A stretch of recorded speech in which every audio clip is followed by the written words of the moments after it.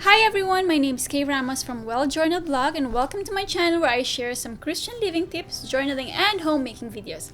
So in today's video, I would like to share with you some ways that I feel more connected with God recently.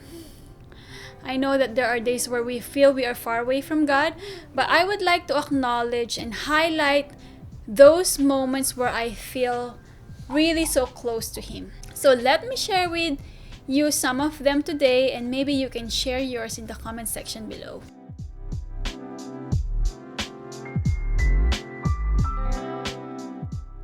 First one is a no-brainer, of course, having my Bible time and prayer time. I don't think I need to elaborate further on this because as Christians, we know the value of reading our Bible and connecting to God in prayer. This was not an easy thing for me to do before because I used to always reason out that I don't have time or energy to include these things in my busy life. But honestly, if I have time or if I really want to, I can make time, right? So when I became more intentional on including it in my daily schedule, I felt more connected to Him, of course, because it's becoming part of my daily routine. So as I go through seasons of life, those times kind of look different. There were some moments where I struggled to even find the time and energy, just like what I shared in this video. But thank God, I was able to find some ways to work it out in my current lifestyle and season. Second is honoring my God-given roles at the moment. We all play multiple roles in our lives, but I know there's always that one role that truly occupies most of our time and energy. So basically, most of our lives revolve around it. It depends on the season we are in. Sometimes we are grateful and joyful that we are given that role, but let's be honest, sometimes we struggle to see the beauty of it. That's my daughter in the background. To me, that is being a homemaker. In fact, I shared in this video how I despised being called a housewife for a long time. So it's a label I didn't like because I was clinging on to my past identity where I was a career-driven person. And now I was given an additional responsibility, which is being a mom, as you could hear. At first, it's difficult to juggle everything that is attached to it. And I find myself complaining at times about how exhausting it is. So it took lots of prayers and spiritual discipline in order for me to accept and honor this role. Don't get me wrong, of course I feel so blessed having a husband and a daughter, but there were several moments that I found myself complaining about how tough it is, how exhausting it is, as if I'm the only one who has this role, right? But thank God, through prayers, I realized that this role can be taken from me anytime. So now, instead of me complaining about the responsibilities attached to it, I try to find myself, or I find myself constantly asking God for strength. Because what's the point of complaining? I'm running out of breath because I keep chasing my daughter while I'm filming. So if you are a subscriber, you probably noticed a shift in my content lately where I'm sharing many homemaking videos. Because it's the journey I'm on right now. So God gave me this role and I want to respect, honor, and take delight in it.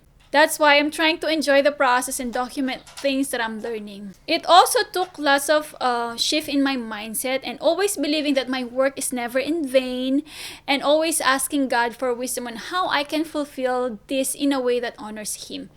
So yes, I feel more connected to God because I know that He entrusted me with this role. The third one probably won't make sense to you, but it's going back to basics.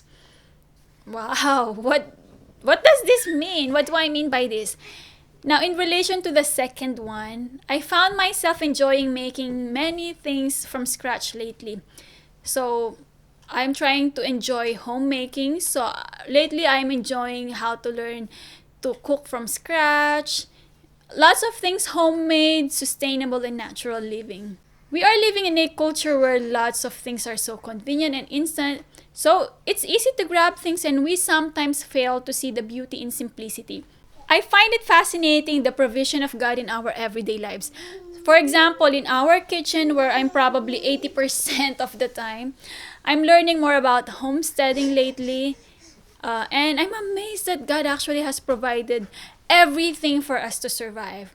Of course, He did not give them instantly, but He gave many of the things we need for us to cultivate and use for our survival. Take bread making, for example. Having simple ingredients and turning it into something that will nourish our body. So, my father is a farmer, and growing up, I've witnessed how plants like tomatoes, rice, and corn grow. He's still planting rice fields as of now, and my sisters and I would always berate him to stop growing and retire from farming. Now, I feel ashamed that I even said that because I grew up in a country farm, and it's just lately that I became a grown up that I learned to see and appreciate the beauty of that.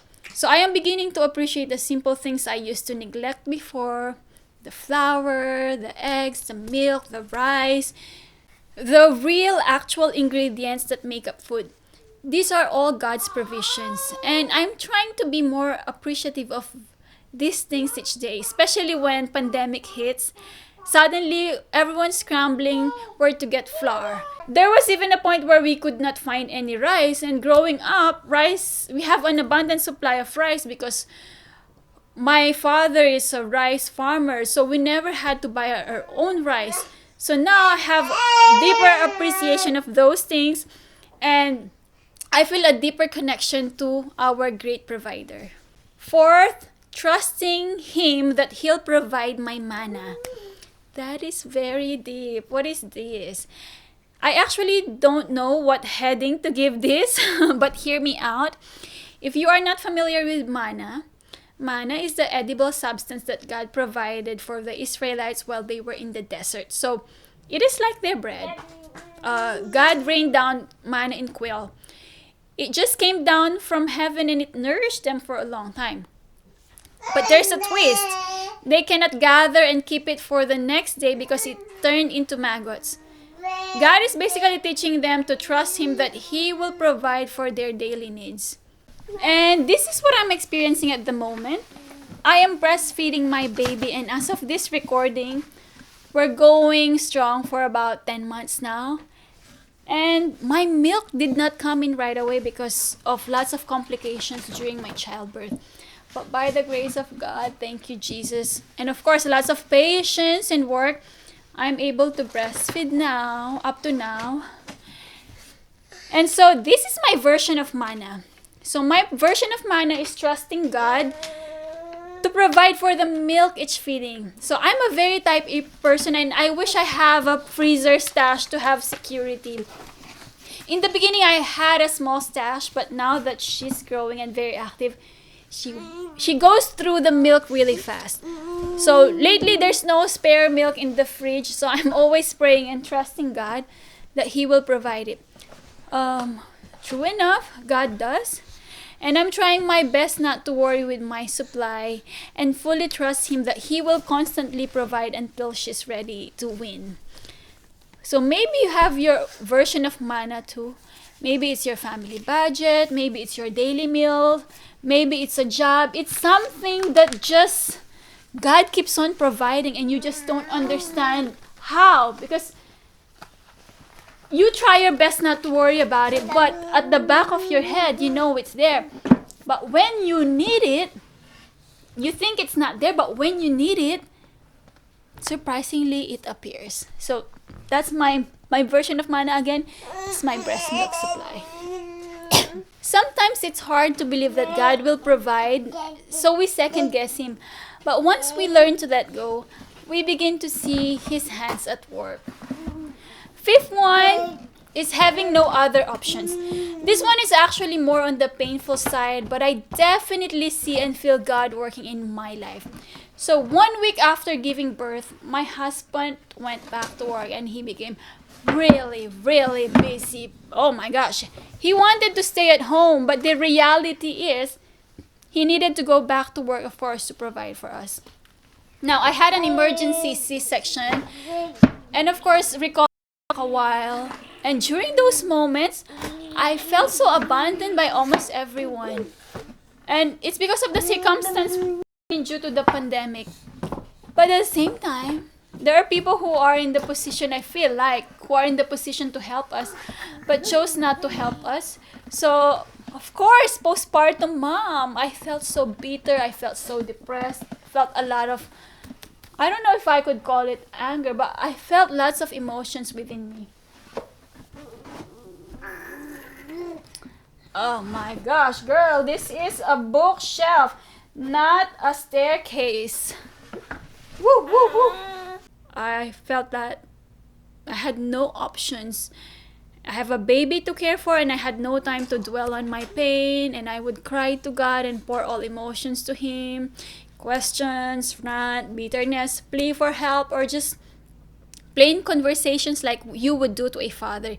So that's when I see God the most, when I had no other options, when I realized that no help was coming, when I finally accepted that God is my main helper.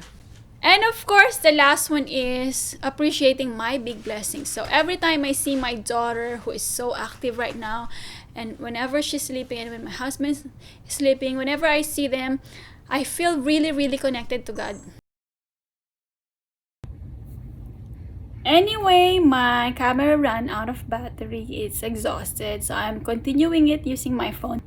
The last one, of course, that I feel so connected with God is appreciating my big blessings. So whenever I look at my daughter and my husband, I really feel a deep sense of gratitude and really deep connection with our Creator for giving me this big blessing. So I always thank Him in prayer. And yeah, those are the things that I feel connected with God lately. So hopefully this video inspires you, and of course if it does, don't forget to like, subscribe to my channel, and be part of the well-journaled community. And again, this is Kaye Ramos. Thank you so much for watching. See you guys again next time. Bye.